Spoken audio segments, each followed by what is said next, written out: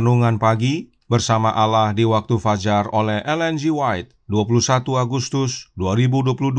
Mari kita berdoa. Bapa kami yang di sorga, Allah pencipta langit dan bumi, laut dan segala isinya, Allah yang maha besar, maha pengasih, sumber segalanya, yang kami sembah selalu melalui anak-Mu yang tunggal, Yesus Kristus. Terpujilah Yesus, anak Allah yang maha tinggi, yang adalah penebus, penolong, penghibur, pengantara kami. Pada pagi hari ini kami bersyukur boleh bangun dan berbakti, dan sebagaimana membaca dan mendengarkan nasihat firman-Mu, kiranya Roh-Mu ya Yesus menguasai hati dan pikiran kami, agar kami dituntun ke dalam seluruh kebenaran dan hidup kami diubahkan. Beserta kami sepanjang perbaktian ini kehendak-Mu yang jadi, ampun kami akan dosa dan salah, karena kami berdoa hanya dalam nama anak Allah yang tunggal, Yesus Kristus, yang adalah Tuhan dan Juru Selamat kami. Amin. Renungan hari ini, tanggal 21 Agustus tahun 2022, berjudul Darahnya Tercurah Bagi Banyak Orang. Ayat inti terdapat dalam Matius 26 ayat 28. Sebab inilah darahku, darah perjanjian, yang ditumpahkan bagi banyak orang untuk pengampunan dosa. Anak-anak Tuhan, oh betapa berharganya janji itu. Betapa penuhnya penebusan Juru Selamat atas kesalahan kita.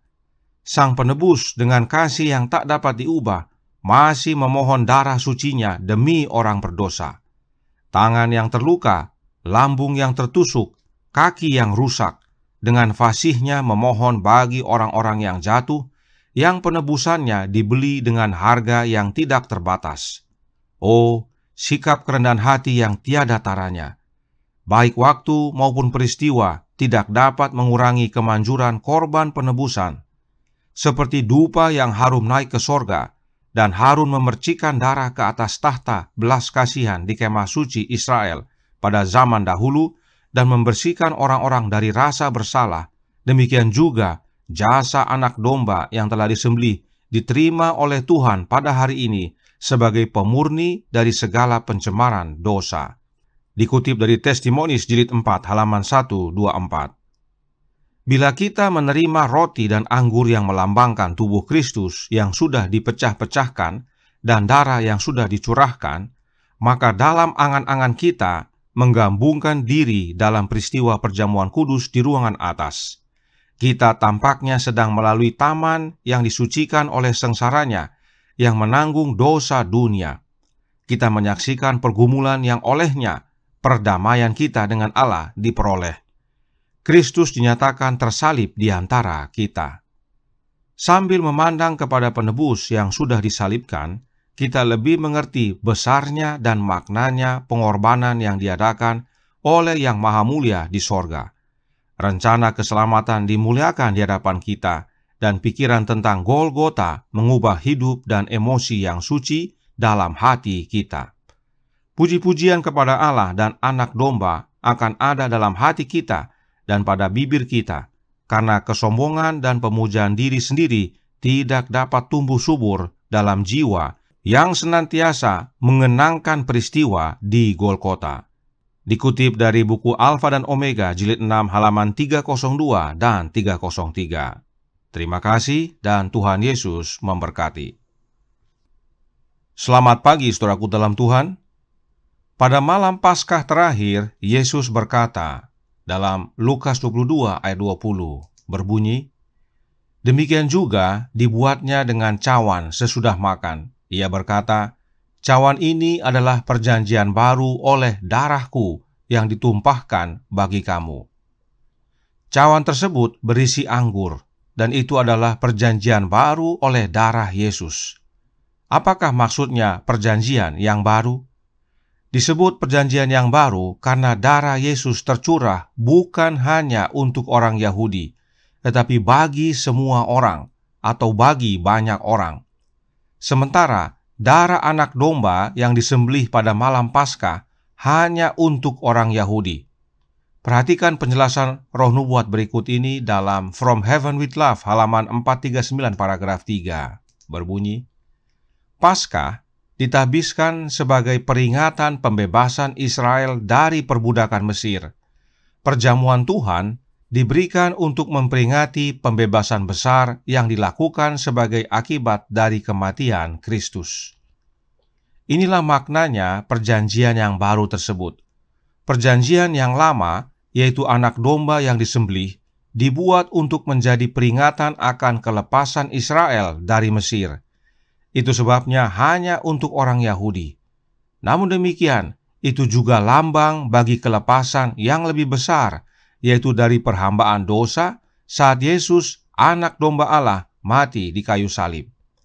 Jadi, Paskah itu bagian dari perjanjian lama dan hanya untuk orang Yahudi, sebagai peringatan akan kelepasan mereka dari Mesir. Dan perjamuan Tuhan atau yang kita sebut perjamuan suci adalah perjanjian yang baru dan ini buat semua orang. Sebab itu untuk memperingati kematian Yesus demi kelepasan banyak orang dari perhambaan dosa.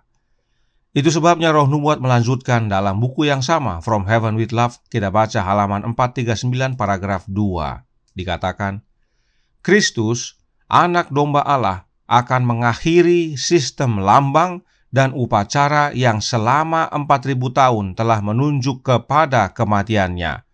Paskah, hari raya nasional orang Yahudi, akan berakhir selamanya.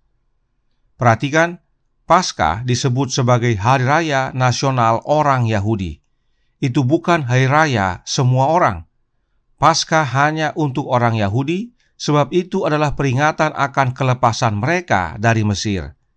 Dan kematian Yesus anak domba Allah mengakhiri upacara Paskah secara keseluruhan selamanya. Yesus sendiri berkata dalam Lukas 22 ayat 16-18, Sebab aku berkata kepadamu, aku tidak akan memakannya lagi sampai ia beroleh kegenapannya dalam kerajaan Allah. Kemudian ia mengambil sebuah cawan, mengucap syukur lalu berkata, Ambillah ini dan bagikanlah di antara kamu. Sebab aku berkata kepada kamu, mulai dari sekarang ini aku tidak akan minum lagi hasil pokok anggur sampai kerajaan Allah telah datang. Yesus sendiri berkata bahwa Paskah sudah tidak berlaku lagi. Yesus tidak akan makan dan minum Paskah lagi sampai tiba kegenapannya di sorga nanti, di mana Yesus berkata, kamu akan makan dan minum semeja dengan aku di dalam kerajaanku. Kita baca dalam Lukas 22 ayat 30. Tapi sayangnya banyak umat Allah yang masih lakukan sampai sekarang ini. Mereka makan dan minum Paskah.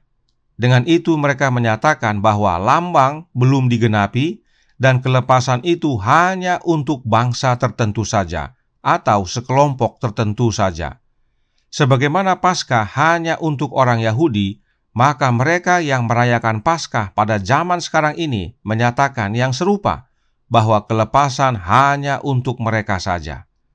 Dan perhatikan, dalam upacara Paskah, khususnya saat Israel akan keluar dari Mesir, ada tanda utama yang harus dibuat oleh setiap keluarga, yaitu darah di tiang pintu dan ambang atas pintu. Jika ada darah, maka rumah itu selamat. Tetapi jika tidak ada darah, maka anak sulung mati.